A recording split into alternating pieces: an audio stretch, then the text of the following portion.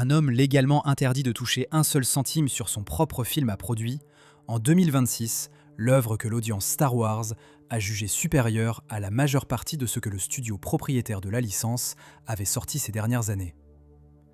Le chiffre qui porte cette affirmation grimpe déjà dans les dizaines de millions. La règle qui l'accompagne, elle, n'accorde à son auteur aucun droit sur cette somme. Nihatous Dadbé, connu sous le nom de la chaîne YouTube Star Wars Theory, a lancé cette chaîne en 2016. Elle compte aujourd'hui plus de 3,3 millions d'abonnés. Son premier court-métrage, Vader épisode 1 Shards of the Past, sorti le 20 décembre 2018 après une projection à Los Angeles, dépassait les 30 millions de vues dès 2025. Sa suite, Vader épisode 2 Echoes of the Jedi, a été présentée en avant-première le 27 juillet 2026 au Look Dine-In Cinemas de Glendale, en Californie. Plus d'1 millier de spectateurs s'y sont déplacés. Certains faisaient déjà la queue à 4 heures du matin. Le film aurait coûté 650 000 $, financé selon les relais qui ont couvert sa sortie par Dadbé lui-même sur 8 années de production. Aucune campagne de financement participatif. Aucune monétisation. Ce n'est pas un choix, c'est une condition imposée par Lucasfilm avant même que la caméra ne tourne.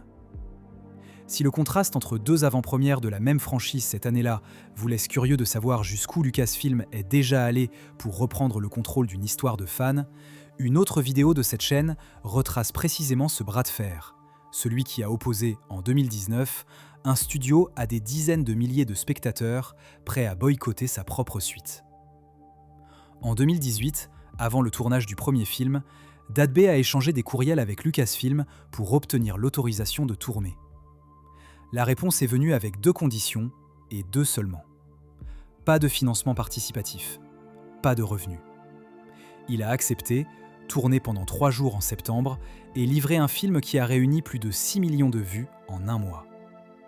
Puis, le 14 janvier 2019, Warner/Chappell Music, l'éditeur musical du groupe Disney, a déposé une réclamation de droits d'auteur sur la bande originale du film, une musique pourtant composée sur commande et jamais tirée d'une partition existante. La réclamation permettait au groupe de percevoir les revenus publicitaires générés par une vidéo que Lucasfilm avait explicitement interdit de monétiser. L'appel au boycott de l'ascension de Skywalker, encore en salle cette année-là, s'est organisé en quelques heures sur les réseaux. Le 16 janvier, Lucasfilm est intervenu directement auprès de Disney et de Warner/Chappell. La réclamation est tombée. Selon les relais de l'époque, la maison mère avait entre-temps perçu environ 80 000 $ sur un film qu'elle n'était pas censée monétiser du tout. Le studio n'avait pas seulement laissé la porte ouverte à un fan. Il avait, pendant 48 heures, tenté de la refermer sur lui, avant de reculer sous la pression du public. Echoes of the Jedi se déroule 8 mois après la chute de la République. Sur Naboo, Vador enquête sur la rumeur d'un survivant, une silhouette maniant un sabre laser à la lame améthyste. La rumeur se révèle exacte. C'est Mace Windu, précipité dans le vide du bureau du chancelier à la fin de la revanche des Sith, et que le canon officiel n'a jamais déclaré mort à l'écran. Le film construit sa confrontation en la retardant. Windu, avant le duel, refuse de rendre les armes et retourne contre Vador les 2 noms qu'aucune fiction officielle n'a jamais osé jeter à sa figure au cœur d'un combat.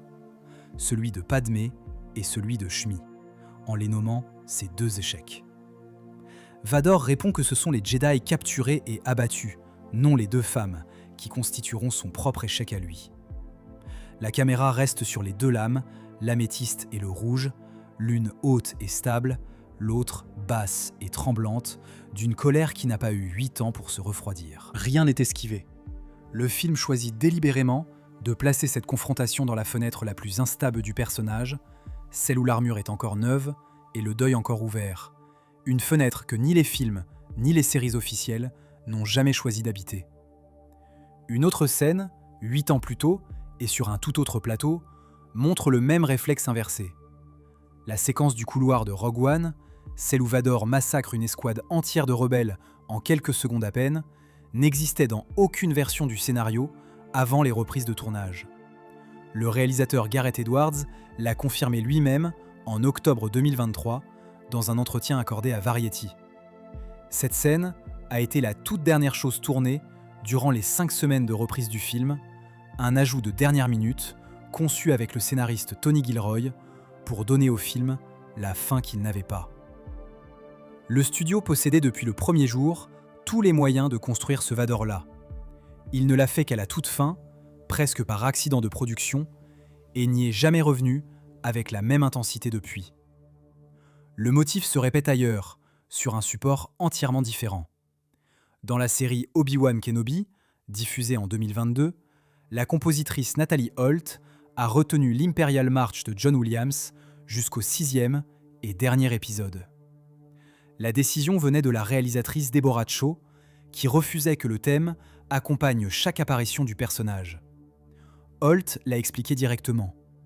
Il fallait construire la musique comme si le thème n'existerait jamais, puis le faire gagner par le personnage plutôt que de le lui accorder d'emblée. 2 productions officielles, séparées de 6 ans, ont chacune traité le Vador le plus terrifiant possible comme une ressource à doser, à retarder, à mériter avant de le montrer. Ce n'est pas une question de moyens. Le studio sait construire cette version du personnage. Il choisit, à chaque fois, de la tenir à distance. Le fan-film fait le choix contraire, et il le fait du premier au dernier plan, sans comité pour l'en dissuader. Un studio protège une licence en dosant ce qu'il montre, parce que chaque scène engage un public plus large que celui déjà acquis, et parce qu'une image trop constamment menaçante peut effrayer une part de ce public que la franchise cherche encore à élargir. Un fan ne protège rien de tel. Il n'a ni actionnaire, ni calendrier de sortie, ni marché familial à préserver. La prudence du studio et l'absence de prudence du fan ne sont pas 2 tempéraments différents.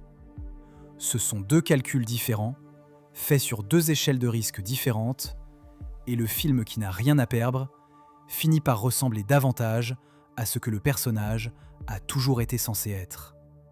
La condition posée par Lucasfilm en 2018, pas de revenus, semblait à l'époque une simple clause de protection de marque, la même appliquée à n'importe quel projet de fan.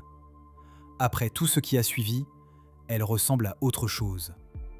Une règle qui interdit à un projet de générer de l'argent n'a de sens que si ce projet pourrait, sinon, rivaliser pour l'attention et les revenus que le studio considère comme les siens.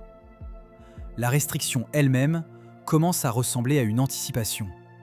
Ce n'est pas un motif déclaré, c'est une lecture que les faits, mis bout à bout, autorisent. Le studio n'a jamais interdit ce film. Il a seulement interdit qu'il rapporte quoi que ce soit à son auteur.